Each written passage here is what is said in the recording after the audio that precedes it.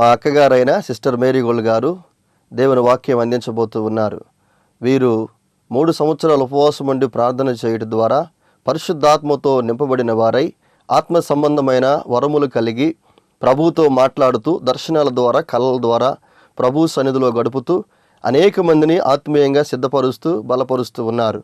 వీరు ప్రార్థన చేసి దర్శనాలను కలభావాలను తెలుసుకొని అనేక మందికి తెలియచెప్పి అనేక మంది పట్ల దేవుని యొక్క చిత్తం ఏ విధంగా ఉందో ప్రార్థన ద్వారా వారు తెలుసుకొని అనేక మందితో పంచుకుంటూ అనేక మందిని బలపరుస్తూ దేవుని సన్నిధిలో బహుబలంగా వాడబడుతున్న దైవజనులు. వీరి వాక్యాన్ని ఇప్పుడు విందాం.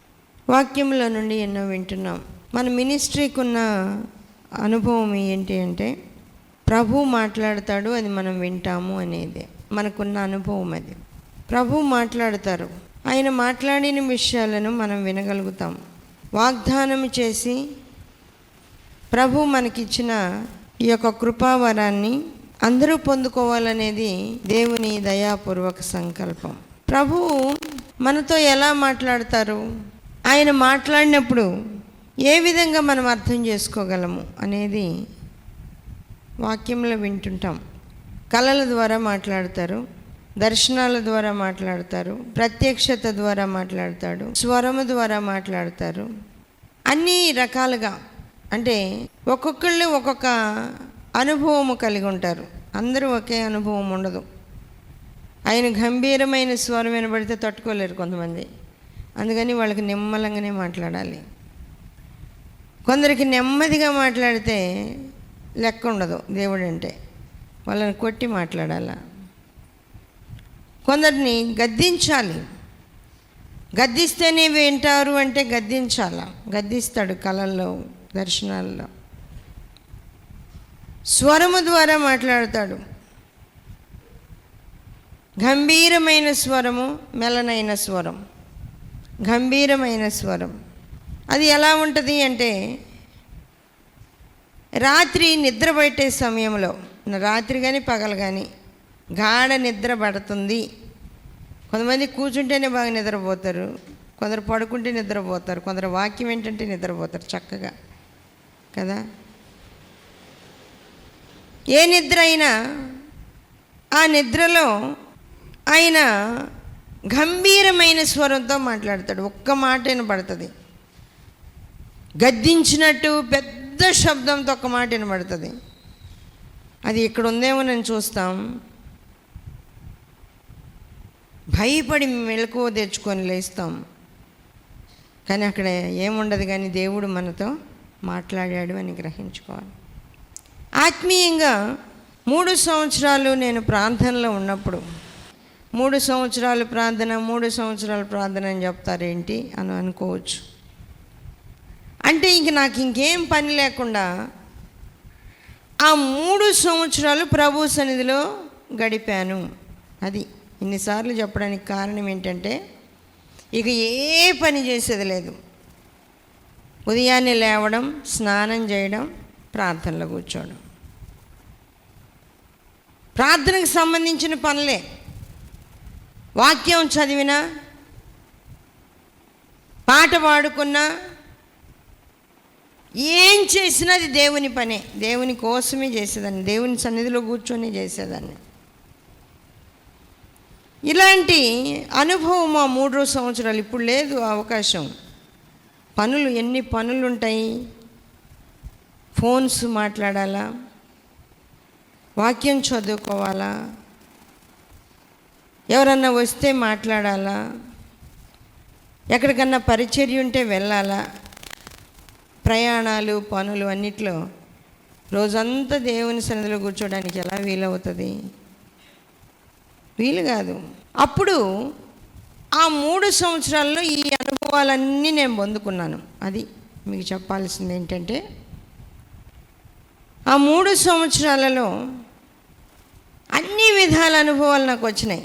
కలలో ప్రభు మాట్లాడేవాడు, దర్శనంలో మాట్లాడేవాడు, ప్రత్యక్షమై మాట్లాడేవాడు, స్వరం ద్వారా మాట్లాడేవాడు.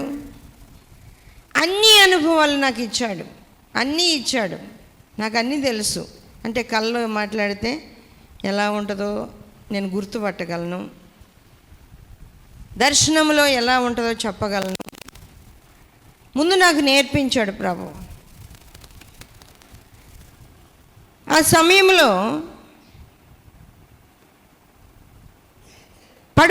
నిద్ర బాగా వస్తుంటే, ప్రభు భలే నిద్ర వస్తుందయ్యా, నేను ప్రార్థన చేయలేను అంటే పడుకో అన్నాడు.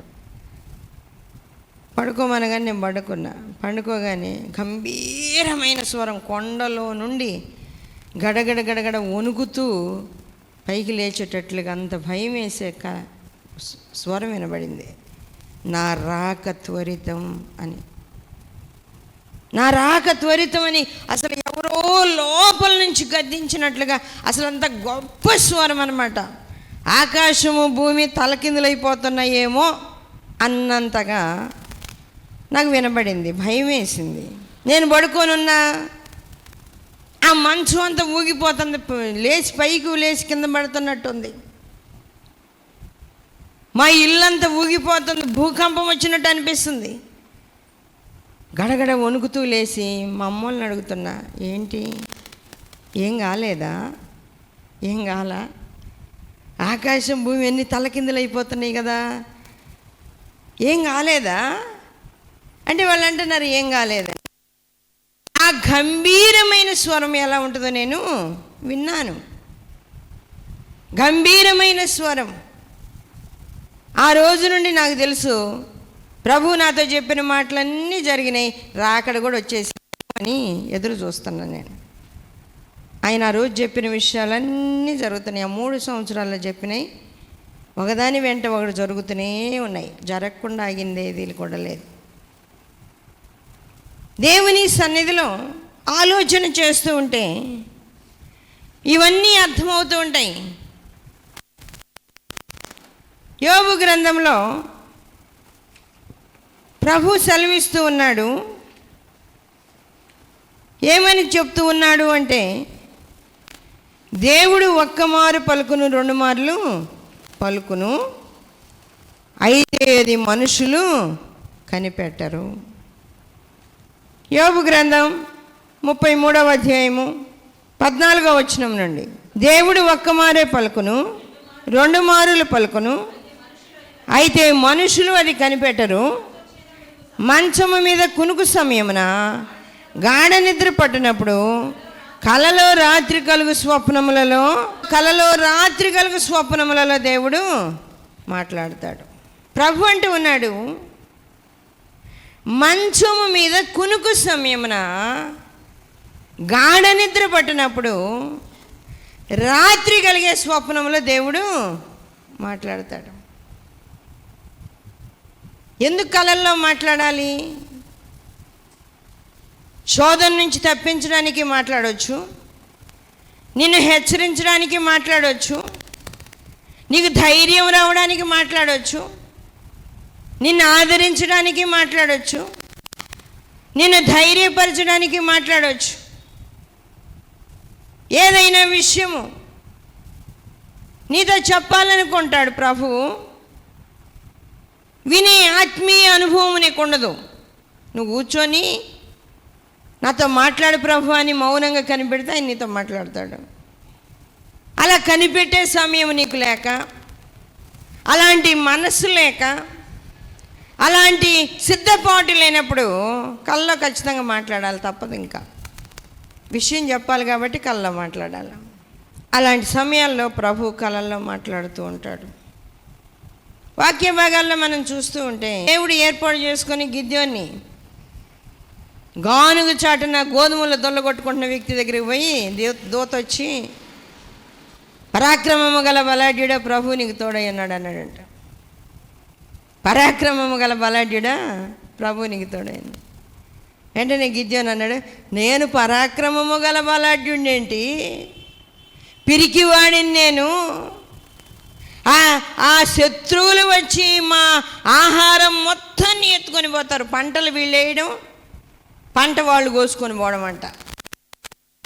వీళ్ళు పంటలు వేసుకోవడం, వాళ్ళు కోసుకొని వెళ్ళిపోవడం. అందుకని గిద్యోని ఏం చేస్తూ ఉన్నాడు అంటే, చాటున కొన్ని గోధుమలన్నా దుల్లగొట్టుకుందాం, కొన్నన్నా గోధుమలు దుల్లగొట్టుకుందాము, ఇంటికి ఆహారానికి కావాలి కదా, ఆహారం కావాలి కదా అని కొన్ని గోధుమలు పనాలు తీసుకొచ్చేసుకొని టకటక రాళ్ళు కొట్టుకుంటాడు.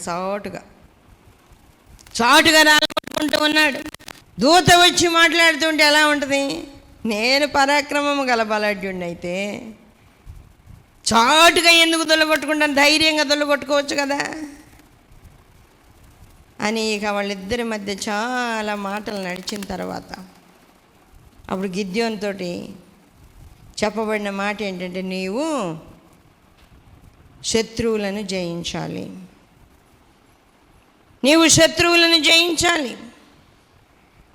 యుద్ధానికి వచ్చిన వాళ్ళ మీదకి నీ వెళ్ళాలి, నీ ద్వారా నేను ఇశ్రాయేలీలకు జయాన్ని కలుగజేస్తాను అని చెప్పాడు. ఇశ్రాయేలీలకి విజయాన్ని కలుగజేస్తాను.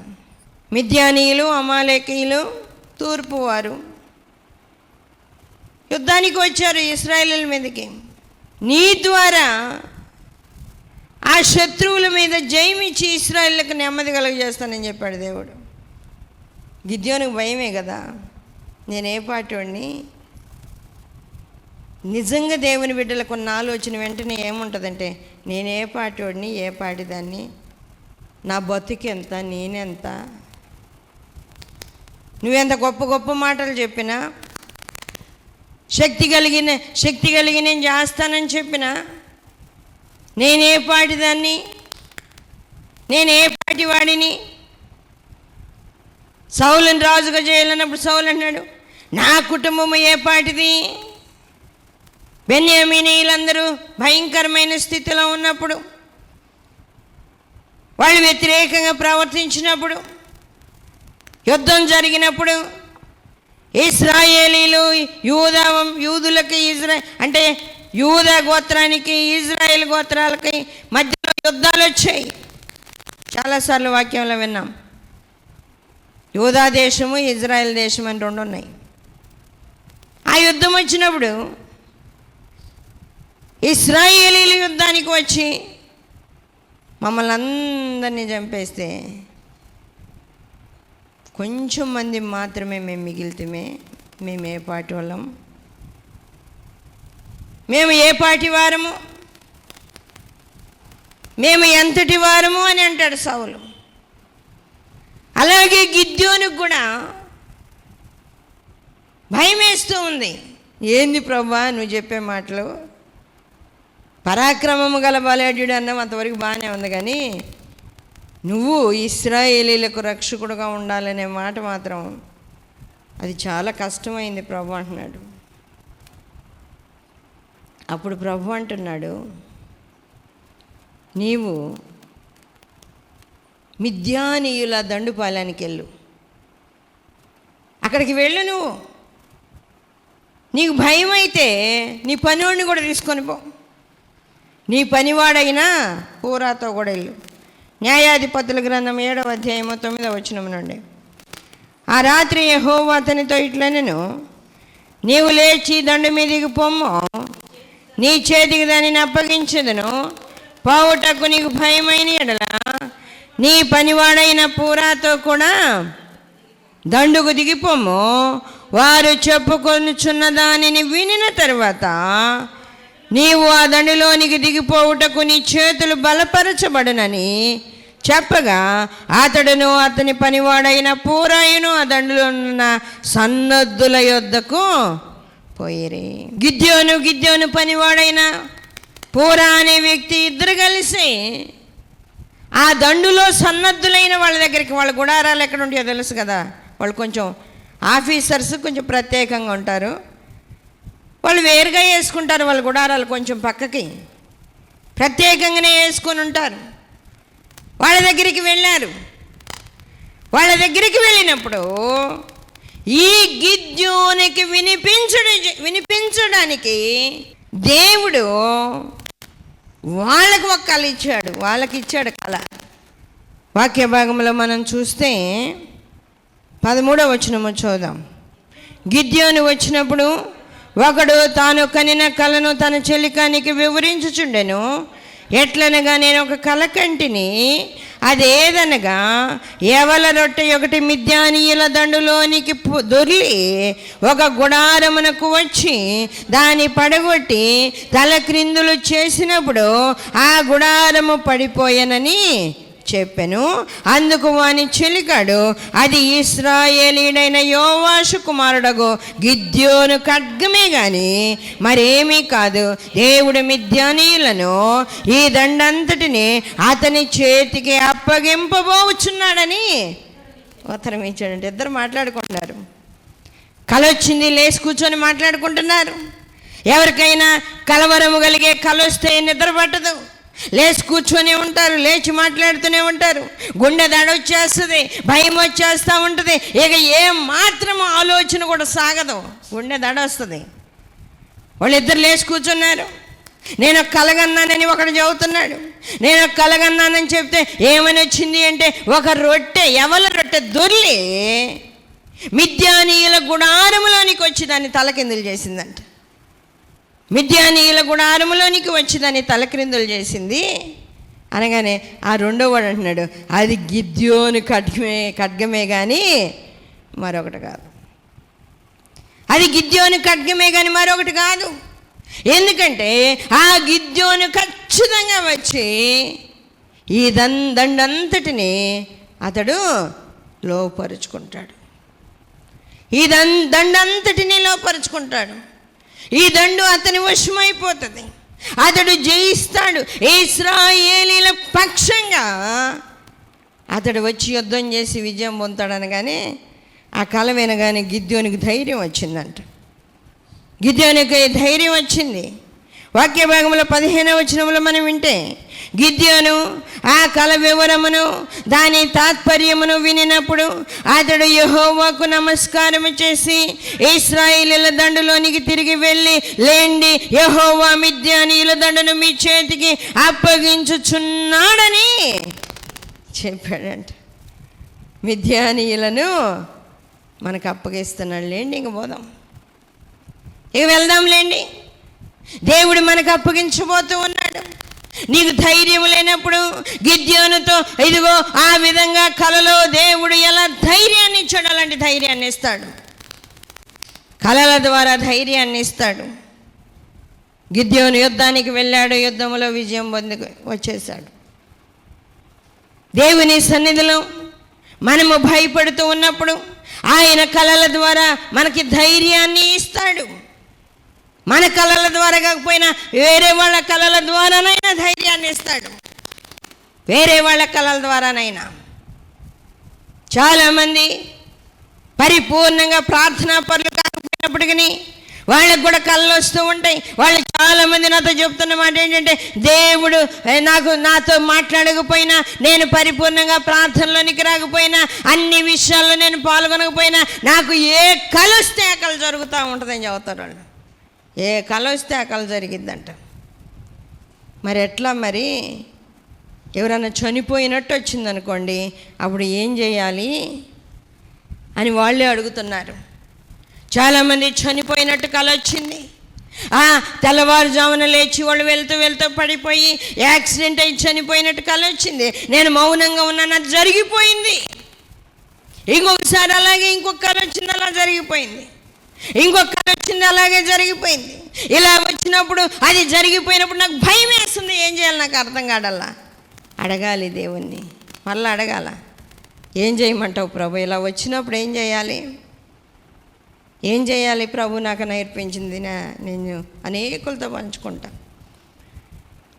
నాకు ప్రభు చెప్పింది ఏంటి అంటే, ఆ కళ ఎందుకు వచ్చింది, ఆ కళ విషయం ఏంటి అని అడిగినప్పుడు ప్రభు ఆ కళ విషయమై నువ్వు ప్రార్థన చేయన్నా చెప్తాడు.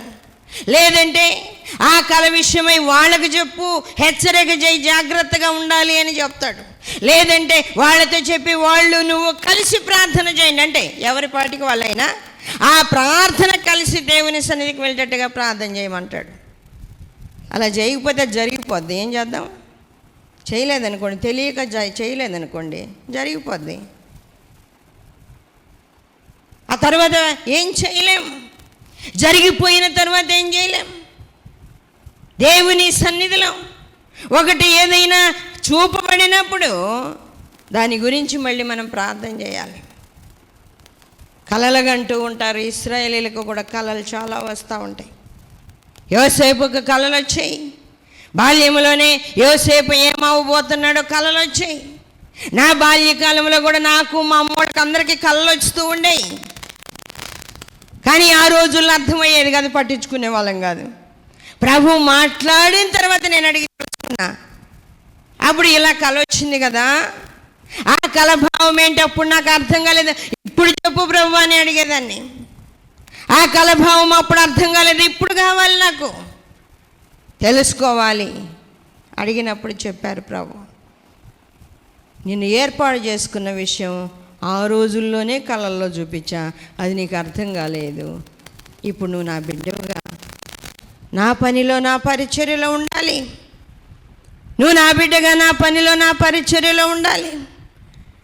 నేను ఆ రోజుల్లోనే నీ విషయమై నీకు చూయించాను. చిన్నప్పుడు కల్లో మా ఇంట్లో ఒక చెట్టు ఉంది.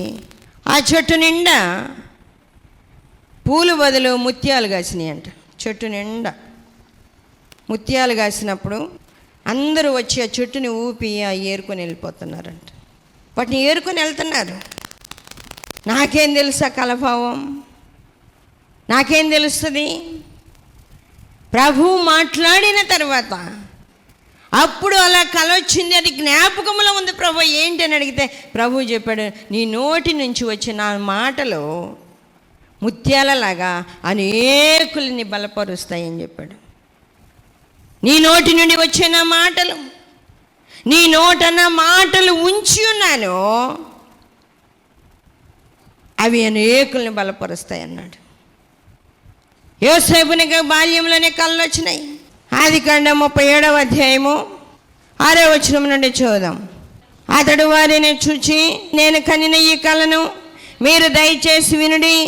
అదేమనగా, మనము చేనిలో పనులు కట్టుచుంటిమి, నా పన లేచి నిలుచుండగా మీ పనులు నా పనను చుట్టుకొని నా పనకు సాష్టాంగపడెనని చెప్పాను.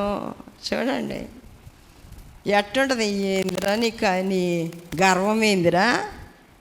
నీ అహంకారం ఏంటి? నువ్వు పనులు కడతా ఉంటే, నీ పనులు లేచి నించుంటే, నీ పనికి మా పనులన్నీ కూడా సాష్టాంగపడి నమస్కారం చేస్తాయా? ఏం కళ చెబుతున్నావు నువ్వు? ఏంటిది నువ్వు చెప్పే కళ అంటే? యోసేపు కూడా చాలా కళలు వచ్చాయి. కానీ ఇది ఖచ్చితంగా వాళ్ళ అన్నోళ్ళు తెలుసుకోవాల్సిన విషయం. తెలుసుకోవాలి, వాళ్ళ అన్నలందరూ తెలుసుకోవాలి. అందుకని యోసేపు ఏం చెప్పాడు, దయచేసి కలేనండి, దయచేసి కలేనండి, దయచేసి కలేనండి. ఇలా జరిగింది, నా కల్లో ఎట్టొచ్చింది. ఆ తర్వాత ఇంకొక కళ చెప్పాడు. వాక్య భాగంలో 9వ వచనంలో మనం చూస్తే, అతడు ఇంకొక కలకని తన సహోదరులకు తెలియజేసి, ఇదిగో నేను మరి ఒక కలగంటిని, అందులో సూర్య చంద్రులను 11 నక్షత్రములను నాకు సాష్టాంగపడినని చెప్పాను. అతడు తన తండ్రితోనూ తన సహోదరులతోనూ అది తెలియజెప్పినప్పుడు అతని తండ్రి అతనితో, నీవు కనిన ఈ కల ఏమిటి? నేను నీ తల్లియు నీ సహోదరులను నిశ్చయముగా వచ్చి నీకు సాష్టాంగ పడుదుమా అని అతని గద్దించెను. చూడండి, అర్థమైపోతాను వాళ్ళ కళ్ళు. నేను నీ తల్లియో నీ సహోదరులను నిశ్చయముగా వచ్చి నీకు సాగిల పడదమా? ఏం కలలు కంటున్నావు అని నీకు గద్దించాడు. కానీ అంటే ఎందుకు గద్దించాడు? మీ అన్నలకు కోపం వస్తుందిరా, చెప్పబాక అందరి ముందు. మీ అన్నలకు కోపం వస్తుంది, వాళ్ళు నిన్నేమైనా చేయగలరు, అందుకని వాళ్ళ ముందు ఈ విషయాలని చెప్పబాక అన్నట్టుగా, అన్ని విషయాలను జాగ్రత్తగా ఉంచుకో అన్నట్టుగా గద్దించాడు. ఆ తర్వాత యాకోబు మనసులో పెట్టుకున్నాడు, అమ్మో ఎప్పుడొకప్పుడు ఇది జరుగుద్ది, అమ్మో యోసేపు సామాన్యుడు కాదు, యోసేపుకి సాగిలపడి నమస్కారం చేయాల్సిన పరిస్థితి వస్తుంది, ఖచ్చితంగా ఆ దినం వచ్చేస్తుంది. అందువలన చాలా జాగ్రత్తగా ఉండాలా, ఎప్పుడు జరుగుద్దో చూడాలని యాకోబు చూస్తుంటే యోసేపు లేడు అని చెప్తున్నారు వాళ్ళ సహోదరులు. లేడు, క్రూర జంతువు ఏదో చంపేసింది, నీ కొడుకు లేడు, నీ ముద్దుల కొడుకు, నువ్వు చాలా ఇష్టంగా పెంచుకుంటున్నా నీ కుమారుడు, నువ్వు అందరికంటే ప్రత్యేకంగా విలువైన బట్టలు కొనించేటట్లుగా మంచి అంగీ గుట్టించావు కదా, ఆ కుమారుడు ఇప్పుడు లేడు. విచిత్రమైన అంగీ గుట్టించాడంటే యాకోబు యోసేపుకి. వాళ్ళ అన్నదమ్ములకి ఎవరికి గుట్టిలా, యోసేపుకి ఒక్కడికే గుట్టించాడు. ఆ విచిత్రమైన అంగీ గుట్టించి నువ్వు ఎంత అల్లారు ముద్దుగా పెంచుకుంటున్నావో, ఎంత ఎక్కువగా ప్రేమిస్తున్నావో, నీ కుమారుడే ఇప్పుడు లేడు. అమ్మేశారు, చంపేయాలనుకున్నారు, దేవుడు మరలా చంపేయనివ్వాల. అదే విధంగా దేవుడు చూపించినట్టే జరిగింది, దేవుడు చూపించినట్టే జరిగింది. దేవుడి మాటలు దీవించునుగాక. ప్రార్థన చేసుకుందాం. కృప కలిగిన దేవా, సర్వాధికారి అయిన తండ్రి, మహోన్నతుడా, పరిశుద్ధుడా, పరిశుద్ధుడా, పరిశుద్ధుడా, జీవాధిపతి అయిన తండ్రి, మీకే వందనాలు, స్తోత్రాలు. ఎంత నమ్మదగిన దేవుడవు ప్రభా, ప్రేమ కలిగిన దేవుడవు, పరిశుద్ధుడవు, రాజులకు రాజువు, ప్రభులకు ప్రభుడవు. నైనా మీకే వందనాలు, స్తోత్రాలు ప్రభా. ప్రతి బిడ్డకు నైనా ఏదో ఒక సందర్భంలో కళలు అయితే చూపిస్తూ ఉన్నారు. ఆ కళ భావం ఏంటో తెలుసుకోవడానికి కృప దయచేయండి. మీ సన్నిధి తోడుగా ఉంచండి ప్రభా. సాతాను తంత్రాలపై జయమివ్వండి. పరిపూర్ణమైన విజయం దయచేయండి. చివరి దినాల్లో ఉన్నాము నాయనా. నా తండ్రి, ప్రతి బిడ్డ నమ్మకస్తులుగా ఉండడానికి కృప దయచేయండి. మీ సన్నిధి తోడుగా ఉంచండి. ప్రార్థనలో పట్టుదల దయచేయండి. ఏ దురాత్మలు ఆటంకపరచకుండా ప్రభా, మనసు మీ వైపు నిమ్మలంగా ఉంచుకొని కనిపెట్టడానికి కృప దయచేయండి. మీరు మాట్లాడండి ప్రభు, అర్థం చేసుకోగలిగిన కృపాశక్తిని మీ బిడ్డలకు దయచేయండి. మీ సన్నిధి తోడుగా ఉంచండి. పరిపూర్ణ విజయాన్ని దయచేయండి. ఇదిగో ప్రభు, అనారోగ్యంతో ఉన్న బిడ్డలను ముట్టండి, స్వస్థత నెమ్మది దయచేయండి. దురాత్మల చేత పీడించబడుతున్న వారికి విడుదల దయచేయండి. నెమ్మది లేని వారికి నెమ్మది దయచేయండి. నాయనా, నా తండ్రి, అనారోగ్యంతో ఉన్న వాళ్ళని ముట్టండి. వివాహాలు కాక బాధపడే వాళ్ళకి వివాహాలు జరిగించండి. ఉద్యోగాలు లేని వారికి ఉద్యోగాలు ఇవ్వండి. ఆర్థికంగా నలిగిపోతున్న బిడ్డలను లేవనెత్తండి ప్రభా. మీ నామానికి అత్యధికమైన మహిమ తెచ్చే బిడ్డలుగా ప్రతి బిడ్డను బలపరచమని, నేను మీ సన్నిధి తోడుగా ఉంచమని, ఇంతవరకు మీరు చూపిన కృపను బట్టి కోట్ల కొలది వందనాలు, స్తోత్రాలు చెల్లించుకుంటూ యేసయ్య అతి పరిశుద్ధ నామంలో అడుగుచున్నాము తండ్రి, ఆమేన్. మరిన్ని వివరముల కొరకు మమ్మలను సంప్రదించవలసిన చిరునామా: marigold foundation, Holy Spirit church, Vishwanathapuram, Podili, Prakasam జిల్లా, పిన్ కోడ్ 523240. మా ఫోన్ నెంబర్స్ 8500084841, మరి ఒక ఫోన్ నెంబర్ 8500084842.